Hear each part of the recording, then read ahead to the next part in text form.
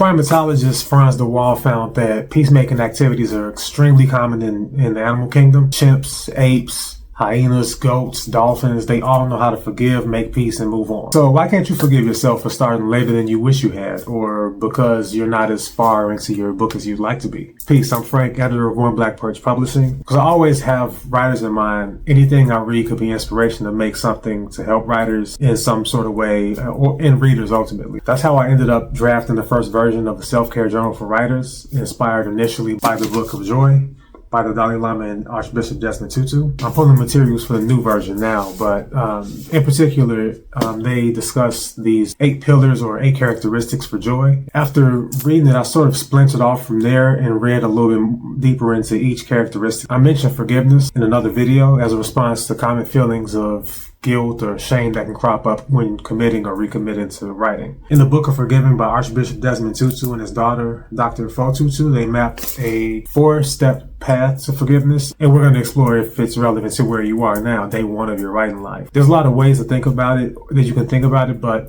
writers usually feel stuck because their inner narrative is. So you're going to take a couple of minutes and grab whatever you write with and complete a couple of really simple sentences. Originally, I was inspired to write because of blank. Now, I should probably tell you, if doing this prompts you to write a list of reasons, let it prompt a list. If it prompts stories about the past, let it prompt a story, and list the rest if you want to address them later. But whatever it is, put it down. The second sentence to finish is I delayed myself because of blank, or I stopped writing when blank. It's as cliche as it is accurate. Why and how events unfold or fail to unfold matters. In the book, they teach that healing starts when we name the pain. And for us, that means revisiting touchstones to your relationship with writing. Anything that could reveal roots of how negative self-talk began to form. Some writers have called the source of this talk your inner critic. Forgiveness releases the hold that old stories have had over your future, and what you're going to do is basically respond to those old stories, rewrite an old narrative. It might sound like I forgive myself for not starting sooner, or I forgive my inner critic for feeding on attention and feeding me poison in return. There's a few other questions and passages from other books for you to meditate on to get you started with taking over that narrative, sort of flood the airwaves. But just so you know, the critic will lie to harm you and use facts to harm you. That you waited too long to start is just one of the lies that it tells. You don't have to let lies stand. You didn't have to start earlier, but you've started now. It might mention a pocket of months or years in the past that you look back on and see missed opportunities. That's why self-forgiveness is first, because it holds us accountable and can remind us that we prioritize differently at a certain time. And maybe not wrongly, just differently. So we get them out. We don't fear what we can control, and writing them down is a way to control them. That doesn't mean that kind of thinking won't come up again, because it definitely will, even after being well into the first draft of something